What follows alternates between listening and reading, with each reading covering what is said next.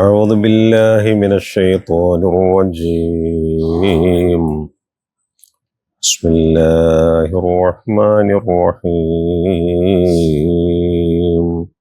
يولج الليل في النهار ويولج النهار في الليل وسخر الشمس والقمر كل يجري لأجل مسمى ذلكم الله ربكم له الملك والذين تدعون من دونه ما يملكون من قطمير إن تدعوهم لا يسمعوا دعاءكم ولو سمعوا ما استجابوا لكم ويوم القيامة يكفرون بشرككم ولا ينبئك مثل خبير. يا أيها الناس أنتم الفقراء إلى الله والله هو الغني الحميد.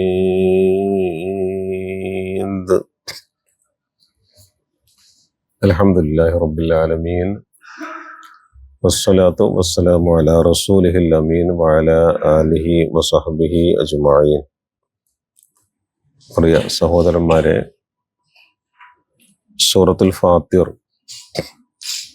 ഫാത്തിറിലെ 13, 14, 15 ആയത്തുകളാണ് ഇൻഷാ അല്ലാഹ് ഇന്ന് നാം പഠിക്കുന്നത്.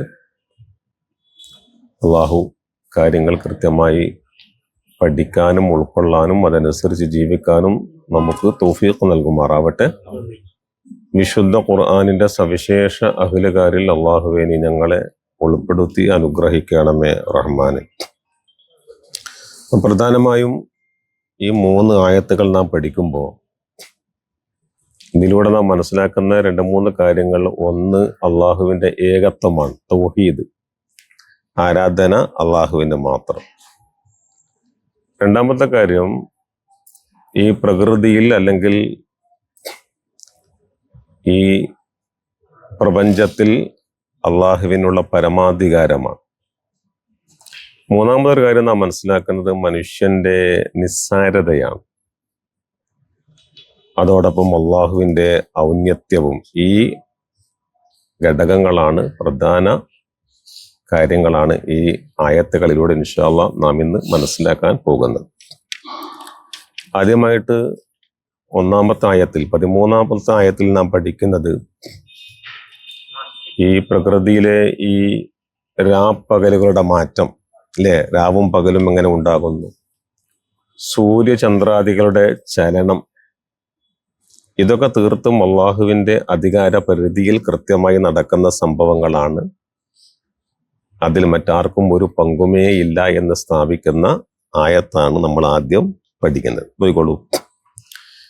യൂലിജുൽ ലൈല ഫിന്നഹാരി വയൂലിജുൻ നഹാറ ഫിൽ ലൈൽ വസഖറ അശ്-ശംസ വൽ ഖമറ കുല്ലു യജ്രി ലിഅജലിൻ മുസമ്മാ ദാലികുമുല്ലാഹു റബ്ബുകും ലഹുൽ മുൽക്ക് والذين تدعون من دونه ما يملكون من قطمير.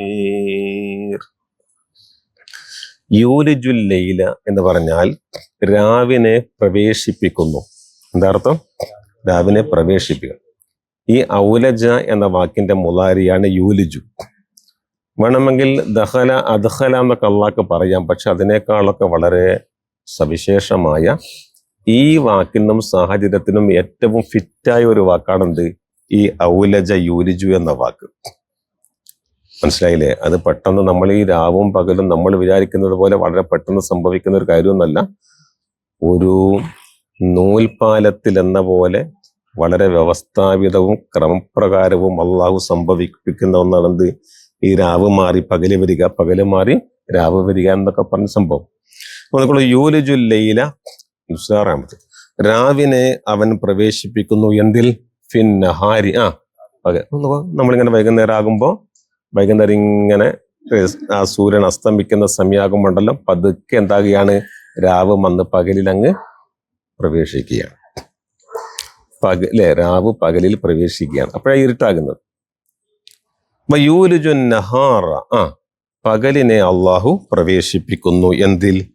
ഫില്ലൈലി, രാവിൽ, അല്ലേ? അപ്പം പകലിനെ രാവിലും രാവിനെ പകലിലും. പണ്ഡിതന്മാർ ഇതിന്റെ രണ്ടർത്ഥങ്ങൾ പറഞ്ഞിട്ടുണ്ട്. അത് നിങ്ങൾ മനസ്സിലാക്കുന്നത് സാന്ദർഭികമായിട്ട് നല്ലതാണ്. ഒന്ന് നോക്കിയാൽ നമ്മുടെ ഈ സമയമാറ്റം, രാപ്പകലുടെ സമയമാറ്റം എന്ന് പറഞ്ഞാൽ ഈ സമ്മർ, ഈ ചൂട് കാലത്ത് എന്താ കൂടുതൽ ഉണ്ടാവുക? പകല് കൂടുതലായിരിക്കും, അല്ലേ? രാത്രിയോ കുറവായിരിക്കും. എന്ന് പറഞ്ഞാൽ ഈ രാത്രിയുടെ കുറെ സമയം പകലെന്ത് ചെയ്യും? ഇങ്ങ് കവർന്നെടുക്കും. പക്ഷെ രാത്രി പകലിൽ ഇങ്ങ് പ്രവേശിക്കും. തണുപ്പ് കാലം, വിന്റർ ആകുമ്പോഴെങ്ങനെയാ?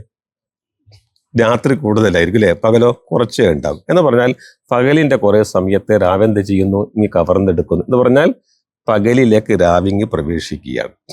ഇതൊരർത്ഥമാണ്. മറ്റൊരർത്ഥം നാം നേരത്തെ പറഞ്ഞതുപോലെ പെട്ടെന്ന് വൈകുന്നേരം അങ്ങ് വാങ്ങി കൊടുക്കലല്ല, അസ്തമിക്കുകയല്ല. അത് വളരെ പതുക്കെ സൂക്ഷ്മമായിട്ട് ഇങ്ങനെ പോയി പകലും അങ്ങനെ അല്പാൽപമായിട്ട് മങ്ങിയിട്ട് രാവിങ്ങി വരികയാണ്. പകലിനെ രാവിലേക്കും രാവിനെ പകലിലേക്കും പ്രവേശിപ്പിക്കുക എന്നത് അള്ളാഹുവിന്റെ അധികാര പരിധിയിൽ മാത്രം സംഭവിക്കുന്ന ഒരു കാര്യമാണ്. വേറൊരാൾക്കും അതിന് കഴിയില്ല എന്ന രാപ്പകലുകളുടെ മാറ്റത്തെക്കുറിച്ചാണ് അള്ളാഹു ആദ്യം പറഞ്ഞത്. രണ്ടാമത്തെ കാര്യം, വസഖറ ശംസ, ശംസിനെ അഥവാ സൂര്യനെ അവൻ വിധേയമാക്കിയിരിക്കുന്നു. വൽ ഖമറ, ചന്ദ്രനെയും. എന്ന് പറഞ്ഞാൽ അള്ളാഹുവിന്റെ വിധേയപ്പെട്ടാണ് ഈ രണ്ട് ഗോളങ്ങൾ കൃത്യമായി അതിന്റെ ഭ്രമണപഥങ്ങളിലൂടെ സഞ്ചരിച്ചു കൊണ്ടേയിരിക്കുന്നത്. ആ യാത്ര അങ്ങനെ തുടരും. ഏതുവരെ? വസഖറ ശംസ വൽ ഖമറ കുല്ലുൻ യജ്രി, ഇവയെല്ലാം സഞ്ചരിക്കുന്നു ലി അജലി മുസമ്മ, ഒരു കൃത്യമായ അവധി വരെ. കൃത്യമായ ഒരു അജല് ഒരു അവധിയുണ്ട് ഓരോന്നിനും. അതുവരെ അതിന്റെ യാത്ര ക്രമാനുഗതമായിട്ട് അങ്ങനെ തുടർന്നു കൊണ്ടേയിരിക്കും. അള്ളാഹു വെച്ചൊരു അവധിയുണ്ട്, ഒരു കൃത്യമായ ഒരു സമയം. ആ സമയം വരെ ആ യാത്ര അത് തുടർന്നു കൊണ്ടേയിരിക്കും. എന്തൊക്കെ നമ്മൾ മനസ്സിലാക്കിയത്? അള്ളാഹു രാവിനെ പകലിലും പകലിനെ രാവിലും പ്രവേശിപ്പിക്കുന്നു. സൂര്യചന്ദ്രാദി ഗോളങ്ങൾ ഒരു പരിധിവരെ അതിന്റെ യാത്ര തുടർന്നു കൊണ്ടേയിരിക്കുന്നു, അത് സഞ്ചരിച്ചു കൊണ്ടേയിരിക്കുകയും ചെയ്യുന്നു. ഇങ്ങനെ രാവിനെയും പകലിനെയും മാറ്റുന്ന അള്ളാഹു, സൂര്യനെയും ചന്ദ്രനെയും കൃത്യമായി ചലിപ്പിക്കുന്ന സഞ്ചരിപ്പിക്കുന്ന ഈ അള്ളാഹു തന്നെയാണ് ആര്?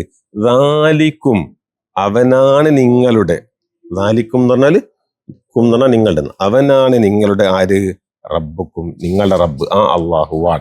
എന്ന് പറഞ്ഞാൽ പ്രപഞ്ചത്തിന്റെ പരമാധികാരമുള്ള, സൂര്യചന്ദ്രങ്ങളെ ചലിപ്പിക്കാൻ കഴിയുന്ന, രാപ്പകലുകളെ കൃത്യമായി മാറ്റത്തിന് വിധേയമാക്കുന്ന, അവന്റെ ഉദ്ദേശത്തിനനുസരിച്ച് രാപ്പകലുകൾ ഉണ്ടാക്കുന്ന ആ അള്ളാഹുവാണ് ആരുടെ റബ്ബ്?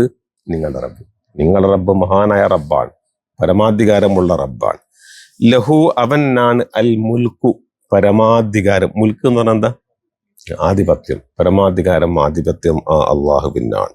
അതുകൊണ്ട് നിങ്ങൾ മനസ്സിലാക്കണം, വല്ലദീന തദ്ഊന മിൻ ദൂനിഹി, അവന് പുറമെ നിങ്ങൾ വിളിച്ചു പ്രാർത്ഥിക്കുന്നവർ.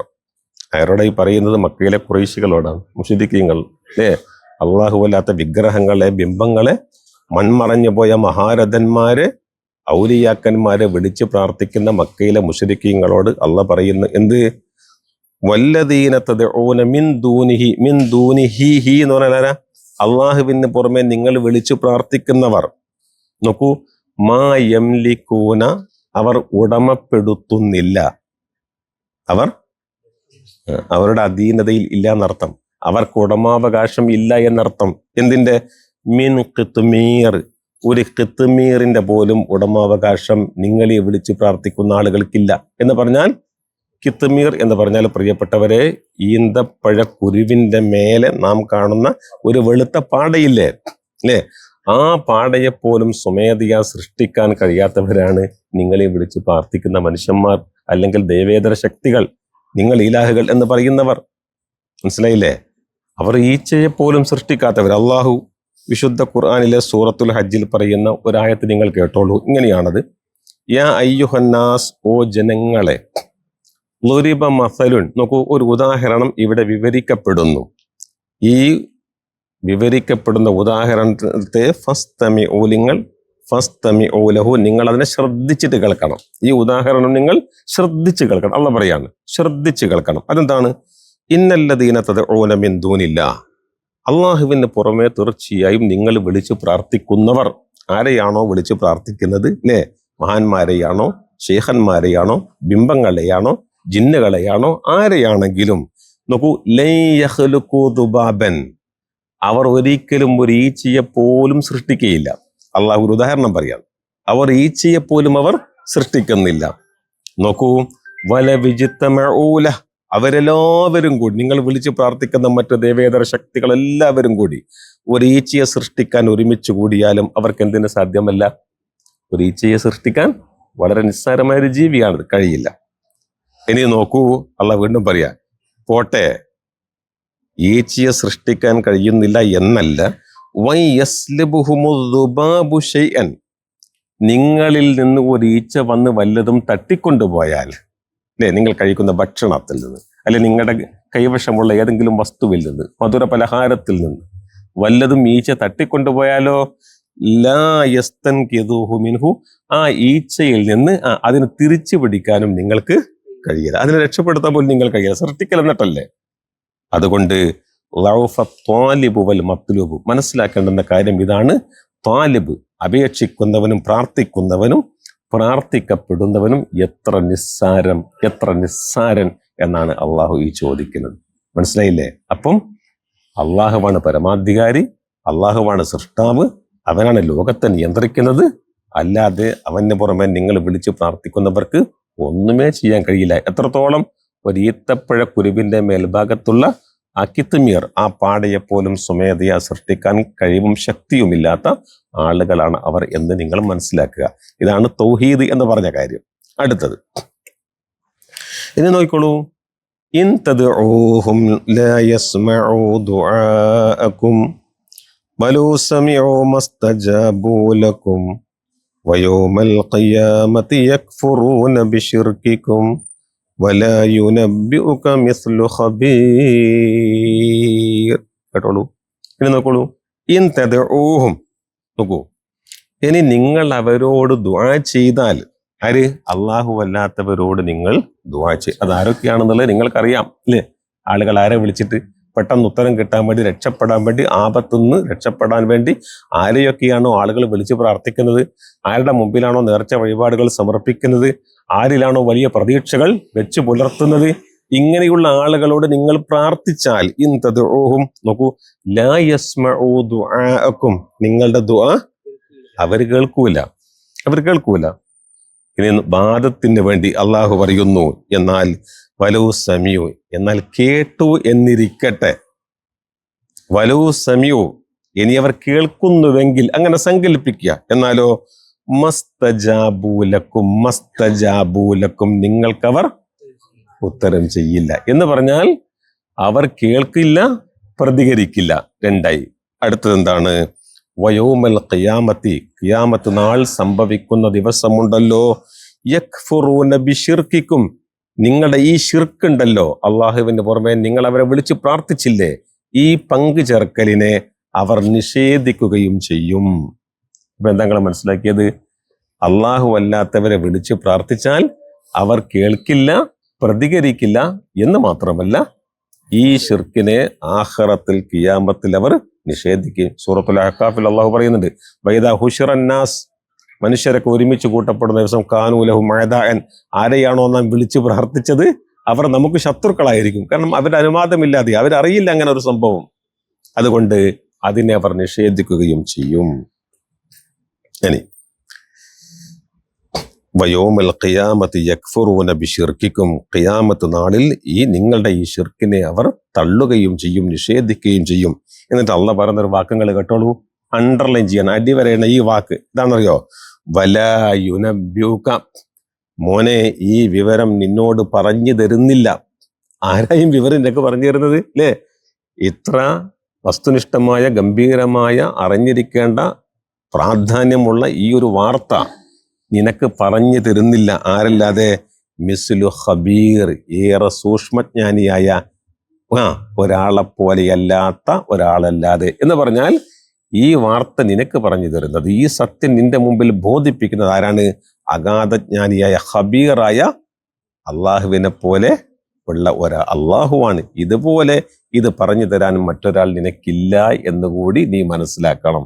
എന്ന് പറഞ്ഞാൽ അള്ളാഹു അല്ലാത്തവരെ വിളിച്ച് പ്രാർത്ഥിക്കാമെന്ന് ആരെങ്കിലും പറയുന്നുവെങ്കിൽ അള്ളാഹുവിന്റെ ഈ വാക്യത്തെയാണ് അവർ നിഷേധിക്കുന്നത് കേട്ടോ. വലാ യുനബ്ബിഉക, നിനക്ക് വാർത്ത വിവരം തരുന്നില്ല, മിസ്ലു ഖബീർ, ഖബീറായ അതീവ സൂക്ഷ്മ ജ്ഞാനിയായ അള്ളാഹുവിനെ പോലെയുള്ള ഒരാളല്ലാതെ നിനക്ക് ഈ വിവരം തരുന്നില്ല. അതുകൊണ്ട് ഈ കാര്യം കൃത്യമായി മനസ്സിലാക്കണമെന്നർത്ഥം. അവസാനമായിട്ട് കേട്ടോളൂ, യാ അയ്യുഹന്നാസ് അൻതുമുൽ ഫുഖറാഉ ഇലല്ലാഹ് വല്ലാഹു വൽ ഗനിയ്യുൽ ഹമീദ്. ഇവിടെയാണ് അള്ളാഹുവിന്റെ ഔന്നത്യത്തെ നമ്മൾ മനസ്സിലാക്കുന്നത്. മനുഷ്യരായ നമ്മളെല്ലാവരും ആശ്രിതരാണ്. നമുക്ക് ആരുടെ സഹായം വേണം?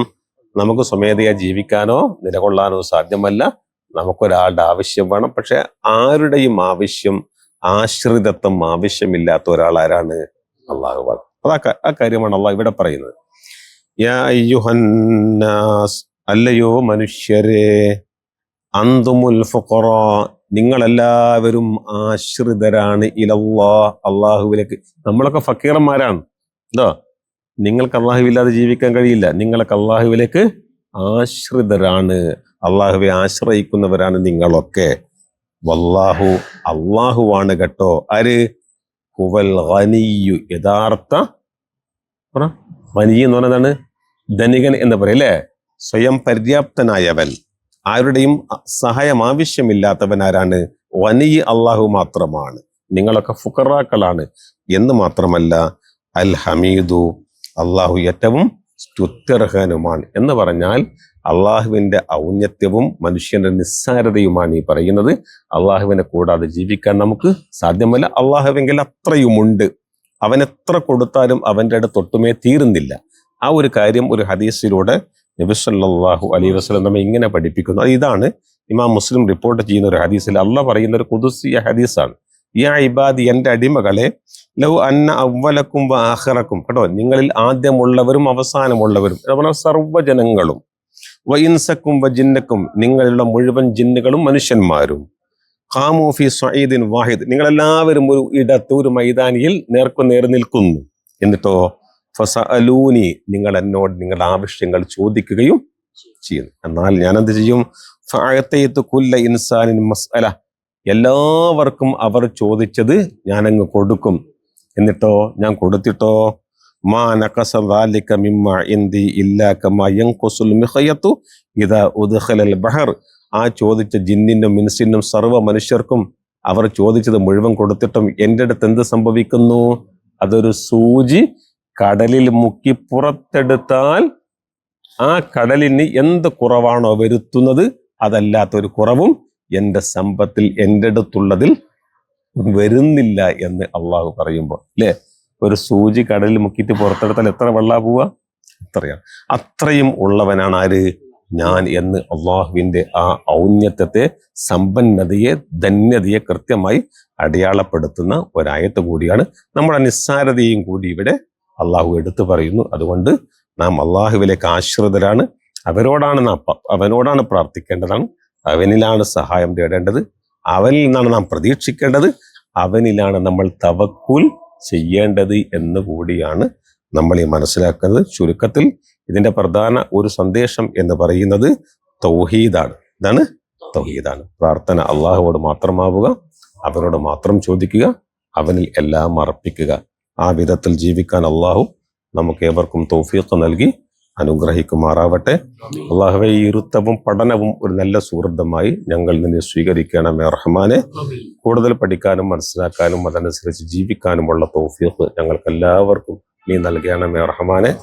ഞങ്ങളും ഞങ്ങളുടെ കുടുംബങ്ങളിലും ബന്ധുക്കളിലും അള്ളാഹുവേ ഖൈറും സന്തോഷവും ക്ഷേമവും ബർക്കത്തും നീ വർദ്ധിപ്പിക്കണമേ റഹ്മാനെ.